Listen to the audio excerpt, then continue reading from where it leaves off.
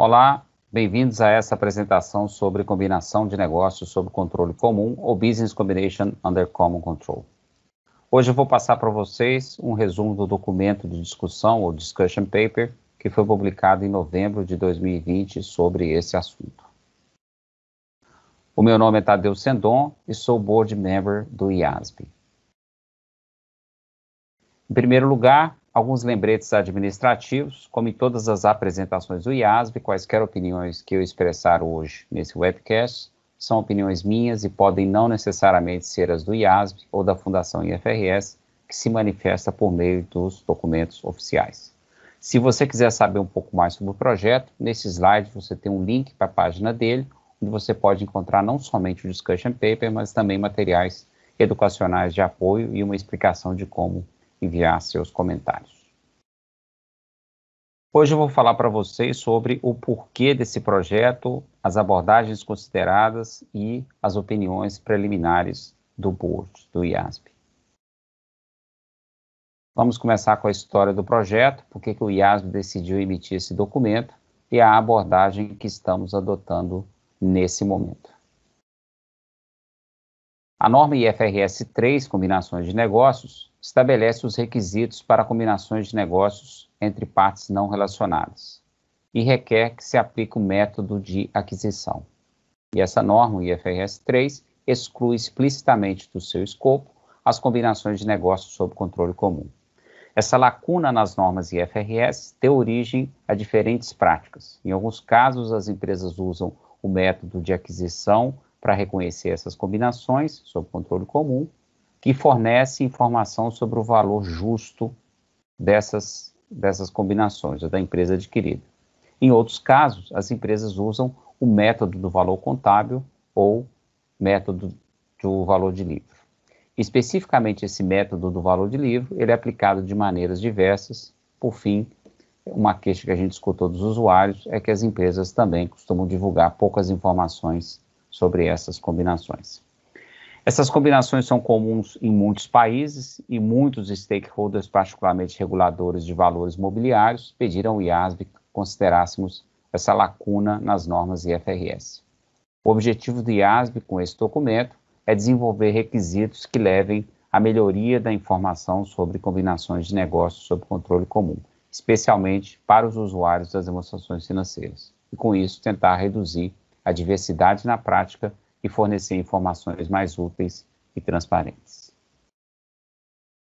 O projeto leva em consideração todas as transferências de negócios sob controle comum, incluindo aquelas combinações que ocorreram durante a preparação para uma oferta pública inicial, um IPO, uma vez que as normas IFRS não tratam dessas transações.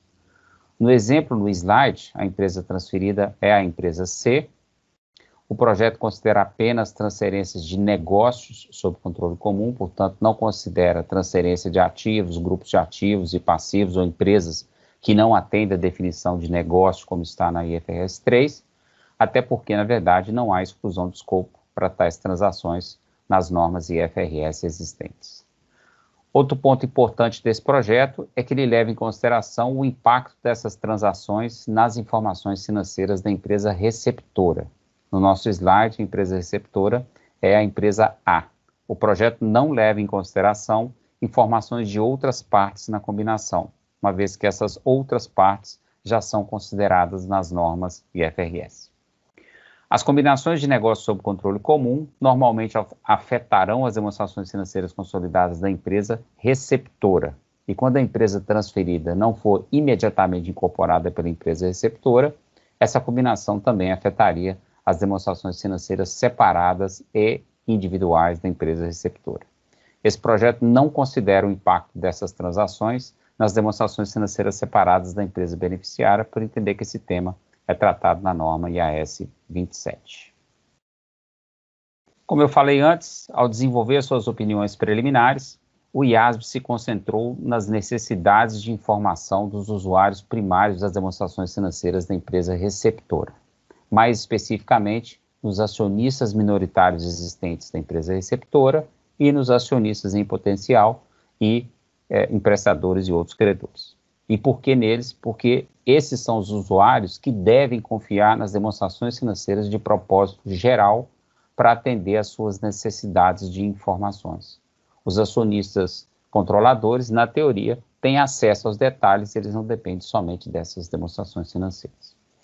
O IASB também observou que os usuários primários podem ter necessidades de informações diferentes e, portanto, dependendo da composição dos usuários primários nas diferentes combinações de negócio sob controle comum, é possível que essas necessidades de informação também sejam diferentes.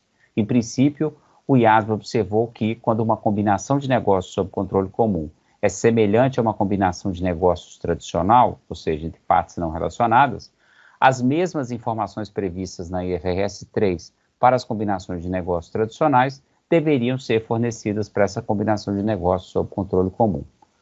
No caso dessas combinações serem diferentes, pode ser necessárias informações diferentes.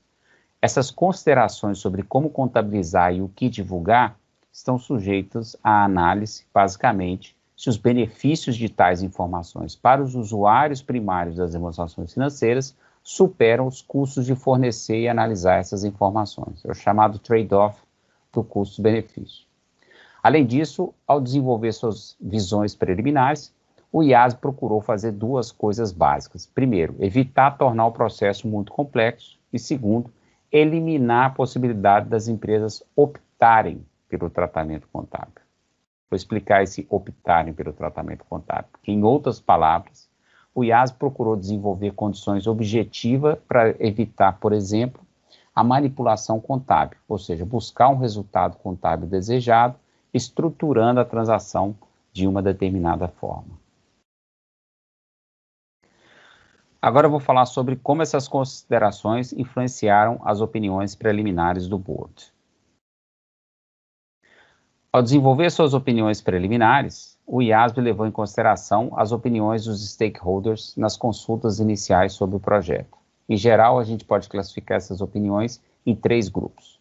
No primeiro grupo, alguns stakeholders consideram que todas as combinações de negócios sob controle comum são diferentes das combinações de negócios entre partes não relacionadas e que todas carecem de substância econômica. Para esses stakeholders, eles tendem a ver as combinações de negócios sob controle comum da perspectiva da controladora e consideram que a controladora simplesmente move recursos de um bolso para o outro. Esses stakeholders sugerem que, nesse caso, o método do valor contábil deve ser aplicável, de livre, a todas as combinações de negócios sob controle comum. No segundo grupo, alguns stakeholders consideram que todas as combinações de negócios sob controle comum são semelhantes às combinações de negócios entre partes não relacionadas e que todas têm importância econômica para a empresa receptora. Isso porque em qualquer combinação de negócio, a empresa receptora adquire o controle de um negócio que não controlava antes da combinação. E por esse motivo, esses stakeholders consideram que o método de aquisição deve ser aplicado às combinações de negócios sob controle comum, sujeito a uma análise de custo-benefício. Por fim, o terceiro grupo, alguns stakeholders, que consideram que combinação de negócios sob controle comum não são todas iguais e que algumas combinações são semelhantes às existentes entre partes não relacionadas e existem outras que não são. E, portanto, na opinião desses stakeholders, o método de aquisição deve ser aplicado em alguns casos e o método do valor de livro em outro. Apesar dessa diversidade de opinião, nós encontramos um ponto em comum.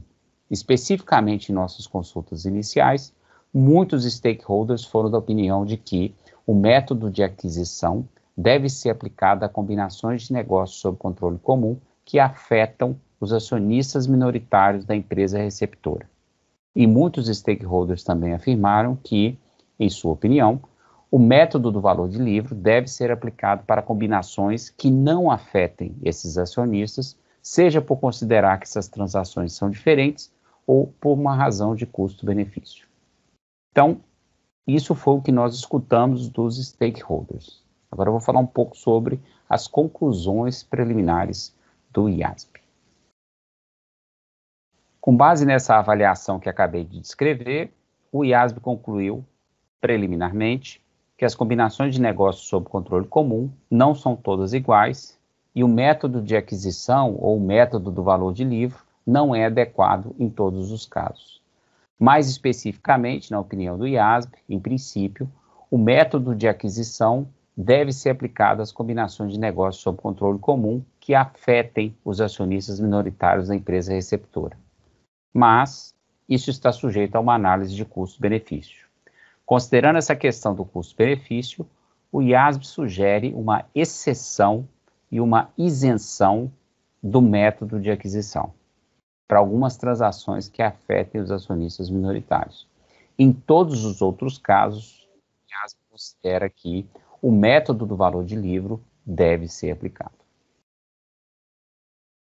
Vamos dizer primeiro as transações que afetam os acionistas minoritários. Essas transações podem ser realizadas tanto por empresas listadas como empresas privadas ou fechadas, né? No slide a gente tem à esquerda uma combinação de negócios tradicional e à direita uma combinação de negócios sob controle comum. Em ambos os casos, a empresa receptora, empresa A, adquire o controle da empresa transferida, empresa C. Além disso, em ambas as combinações, os acionistas minoritários da empresa A adquirem indiretamente uma participação residual na empresa C. O objetivo desse exemplo é mostrar que, nesse caso, apesar de ser uma combinação de negócios sob controle comum, a controladora não movimenta apenas seus recursos econômicos de um bolso para outro. Apesar de não haver alteração no controle final da empresa transferida, ocorre sim uma aquisição de participação na referida empresa pelos acionistas minoritários da empresa receptora.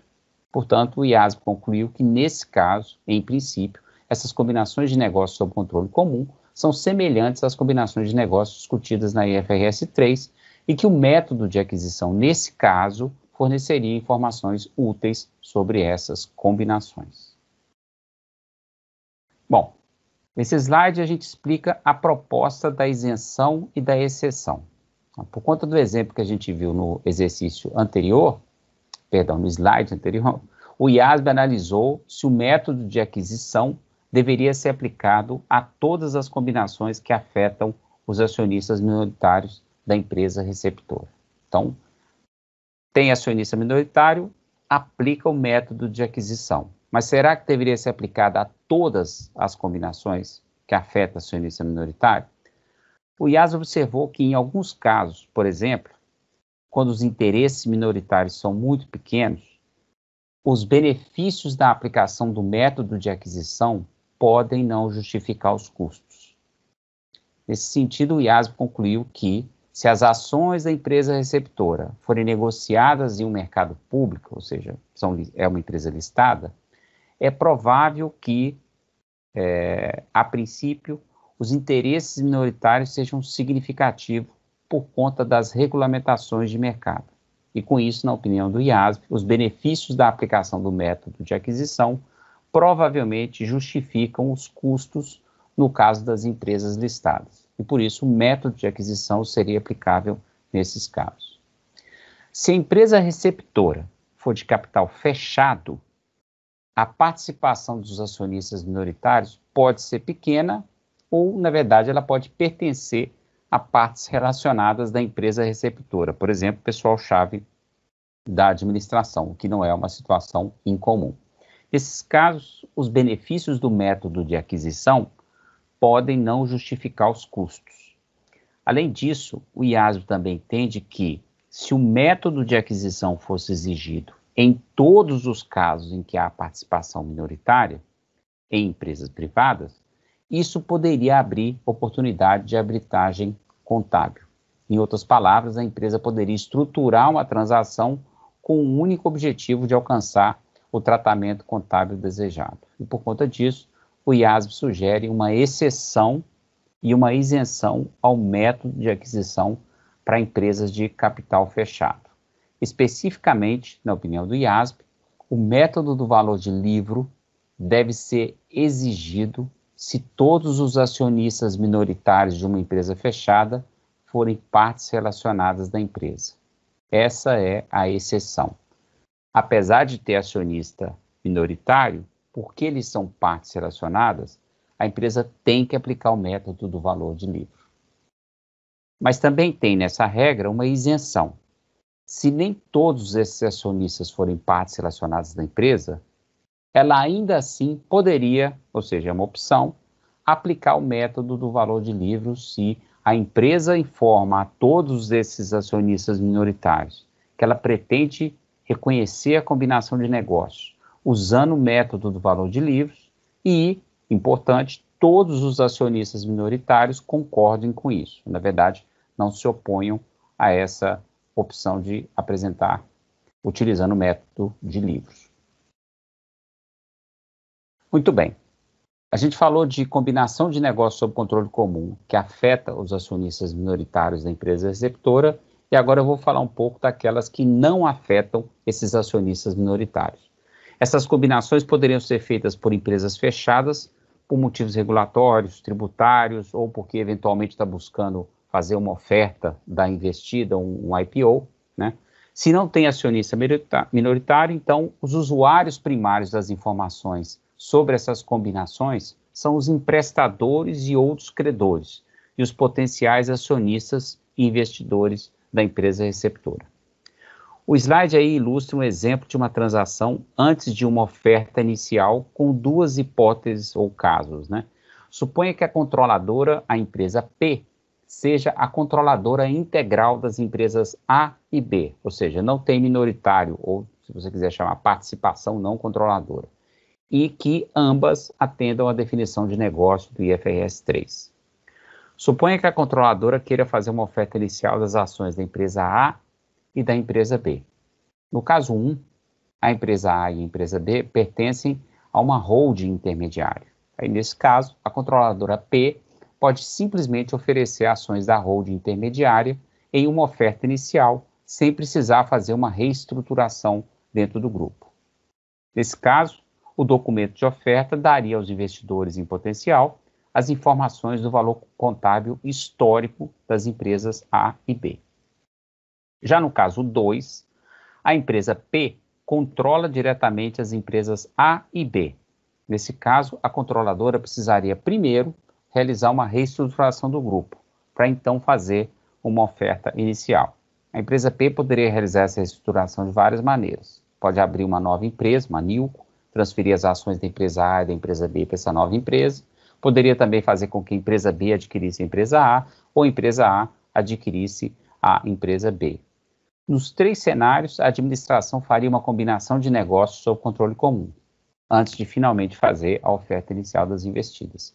Se o método de aquisição fosse aplicado a essas combinações, o documento de oferta inicial mostraria aos potenciais investidores informações diferentes sobre a empresa A e B, dependendo de como a combinação tenha sido estruturada e qual empresa foi identificada como adquirente.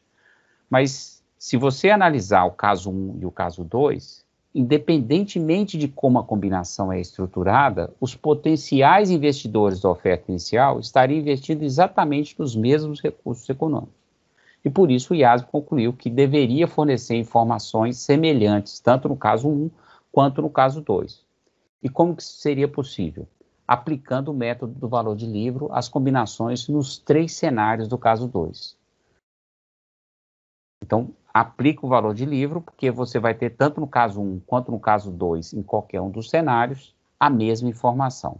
Além disso, a questão de tratar, por se tratar dos mesmos recursos, qualquer que seja o caso ou cenário, o IASB também concluiu pela aplicação do valor de livros, porque na ausência de acionista minoritário, os benefícios da aplicação de um método de aquisição provavelmente não justificariam os custos.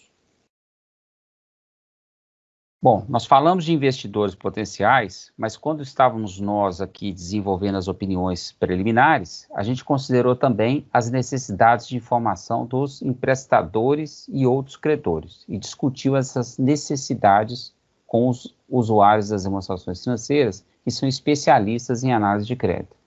O IASB observou que os interesses dos emprestadores e outros credores na empresa receptora é diferente daquele dos acionistas minoritários.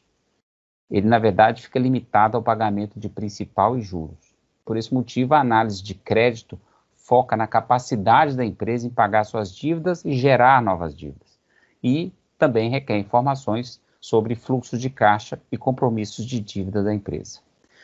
Em nossas primeiras investigações, esses stakeholders nos disseram que essas informações e os resultados da análise de crédito, em geral, não são afetados pelo fato da empresa ter aplicado o método de aquisição ou o método de valor de livro, ou seja, não faz diferença. Esse fluxo de decisão aí nesse slide, ele resume o que a gente acabou de discutir. Em conclusão, para estabelecer qual método utilizar, é necessário primeiro considerar se a combinação afeta os acionistas minoritários da empresa receptora. Se eles não forem afetados, o método do valor de livro se aplicaria. Se eles forem afetados, a próxima pergunta é: as ações da empresa receptora são negociadas publicamente, ou seja, ela é uma empresa listada? Em caso afirmativo, a empresa receptora deve aplicar o método de aquisição. Se a empresa receptora for uma empresa fechada, o próximo passo é considerar se todos os acionistas minoritários são partes relacionadas da empresa. Se forem, o método do valor de livro deve ser aplicado.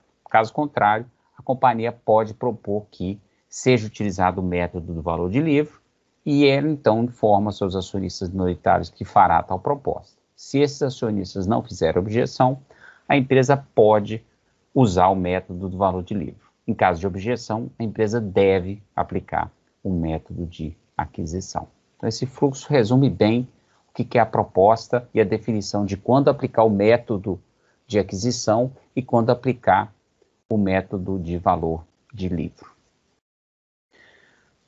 Bom, com isso, a gente conclui nossa discussão sobre quando aplicar um método ou outro, de acordo com as opiniões preliminares do IASB, e agora eu vou discutir as opiniões preliminares do IASB sobre como esses métodos devem ser aplicados. Em primeiro lugar, vamos recordar como funciona o método de aquisição aplicando o IFRS 3. O método de aquisição assume que, normalmente, em uma combinação de negócios entre partes não relacionadas, valores iguais são trocados. Aplicando o método de aquisição, os ativos e passivos adquiridos são medidos pelo valor justo e o goodwill é medido como a diferença entre o valor justo da contraprestação e o valor justo dos ativos e passivos adquiridos, conforme está ilustrado aí no slide. Esse montante incluía normalmente o goodwill que está presente no negócio adquirido e o preço pago pelas sinergias esperadas da combinação. Em alguns casos também é possível que o preço pago em uma combinação de negócio inclua um pagamento em excesso. Em tais casos, qualquer pagamento em excesso é incluído na quantia atribuída inicialmente ao goodwill, que está sujeito a testes subsequentes de impairment. E, em casos raros, uma compra vantajosa pode também ocorrer entre as partes não relacionadas. Aí, nesse caso, um ganho é reconhecido no resultado, imediatamente. O ganho é medido como diferença entre o valor justo da contraprestação paga e o valor justo dos ativos e passivos adquiridos, como está ilustrado no slide. E o que o board fez? O IASB foi analisar a lógica e a mecânica do IFRS 3 para ver se eles são igualmente aplicáveis às combinações de negócios sob controle comum. Nesse sentido, o IASB reconheceu que, uma vez que as combinações de negócios sob controle comum são, por definição, transações entre partes relacionadas, é possível que, em alguns casos, o preço pago em uma combinação de negócios seja diferente do preço que teria sido pago em uma combinação entre partes não relacionadas. Do ponto de vista econômico, tal diferença representaria uma distribuição ou uma contribuição ao patrimônio da empresa receptora, para ou da empresa controladora. A questão é se a empresa receptora deveria ser requerida a identificar, medir e reconhecer essas distribuições e ou contribuições. Mas a gente precisa lembrar que a conclusão preliminar do IASB é de que o método de aquisição só se aplicaria a combinações de negócios que afetem os acionistas minoritários da empresa receptora. E nesse caso, o IASB concluiu que, em tais combinações, quando você tem um minoritário, é improvável que esteja ocorrendo uma distribuição. E mesmo que ocorra, seria impraticável medir e reconhecer separadamente esse valor do valor atribuível ao goodwill, que é feito por diferença. E por isso, o IASB concluiu que o método de aquisição deve ser geralmente aplicado conforme exigido pelo IFRS 3, ou seja, sem fazer uma distinção se aquilo ali é uma transação com parte relacionada ou se não é, simplesmente aplica-se a mesma metodologia para a combinação de negócio tradicional e para a combinação de negócios sob controle comum. Por outro lado, o IASB também concluiu que, se uma compra ocorrer em condições vantajosas, em uma combinação sob controle comum, economicamente esse pagamento é menor, representa uma contribuição para o patrimônio da empresa receptora, e não um ganho que é reconhecido no resultado. Então, lembrando que numa combinação de negócios tradicional, quando você tem um valor pago abaixo do valor justo dos ativos e passivos, você reconhece imediatamente um ganho. Quando a transação é entre empresas sob controle comum, você normalmente não reconhece um ganho, você reconhece, na verdade, uma contribuição que a controladora está fazendo na controlada. E por isso mesmo, não seria reconhecido como um ganho. Adicionalmente, o IASB concluiu que, uma vez que essas combinações de negócios são transações com partes relacionadas, informações adicionais sobre o preço da transação também deveriam ser divulgadas. Muito bem, nesse slide nós podemos ver como o método de aquisição seria aplicável a combinações de negócios sob controle comum, de acordo com as opiniões preliminares do IASB. Os ativos e passivos adquiridos seriam mensurados ao valor justo, como é o caso de uma combinação tradicional, e a diferença entre o valor justo da contraprestação paga e o valor justo dos ativos e passivos normalmente seria reconhecida como ágil, como já é o caso de uma combinação de negócios tradicional. Se o preço pago incluir, eventualmente, um elemento de pagamento maior, esse pagamento não seria identificado separadamente e significa que, se de fato houver um elemento de pagamento maior, esse eventual pagamento seria incluído no valor contábil inicial do ágio, por conta da maneira que o método de aquisição funciona. E como em qualquer outro ágio apurado em uma combinação de negócios, estaria sujeito, como um todo, a testes subsequentes de impairment. Por outro lado, se o preço pago for inferior ao valor justo dos ativos e passivos adquiridos, que a gente chamou de compra vantajosa, economicamente essa diferença seria reconhecida, como eu falei, como uma contribuição ao patrimônio líquido da empresa receptora. Então, aqui está a grande diferença entre a transação, uma combinação de negócios tradicional e uma combinação de negócios entre entidades sob controle comum. Quando houver uma compra vantajosa, no caso da combinação de negócio tradicional, ela vai contra o resultado, é um ganho imediato. No caso de uma transação sob controle comum, ela seria tratada como uma contribuição ao patrimônio líquido da receptora. Bom, a gente falou do método de aquisição e agora a gente vai falar um pouco sobre o método do valor de livro e como ele seria aplicado. Apesar de ser um termo comumente usado, o método do valor de livro ou valor contábil, eu vou falar mais aqui o tempo todo de valor de livro, não está descrito no IFRS. E hoje, na prática, tem maneiras distintas de aplicar esse método do valor de livro. Por exemplo, em alguns casos, as empresas mensuram a contraprestação paga pelo valor justo. Em outros casos, mensuram pelo valor contábil. Em alguns casos, as empresas mensuram os ativos e passivos recebidos pelos valores contábeis reconhecidos na empresa transferida. Em outros casos, usam os valores contábeis desses ativos e passivos que estão reconhecidos no nível da controladora ou em uma subholding intermediária. Mas com relação à diferença entre contraprestação e valor de ativos e passivos, aí nesse caso ela é normalmente reconhecida como uma redução ou um aumento de patrimônio líquido da empresa receptora. Então, só para a gente recapitular aqui, a gente tem 3 elementos: a contraprestação paga, ativos e passivos transferidos e a diferença entre os dois. No caso da contraprestação paga, como eu falei, em alguns casos é mensurado o valor justo, em outros casos é mensurada pelo valor contábil. No caso dos ativos e passivos recebidos, às vezes são os valores contábeis que estão no nível da empresa transferida, às vezes são os valores que estão no nível de uma subholding, ou, muitas vezes, no nível da controladora em última instância. Mas com relação à diferença entre os dois, o que fazer disso, normalmente ela é reconhecida como uma redução ou um aumento do patrimônio líquido da empresa receptora, dependendo do sinal. Além disso, nós também temos hoje diferentes maneiras de apresentar as informações das empresas pré-combinação. E é isso que eu vou mostrar aqui, fica mais fácil no próximo slide. Em alguns casos, as empresas aplicam o método do valor de livro retrospectivamente. E nessa abordagem, as informações anteriores à combinação são reformuladas para incluir todas as empresas na combinação desde o início do período mais antigo apresentado, como se elas sempre tivessem sido combinadas. São chamadas demonstrações financeiras combinadas.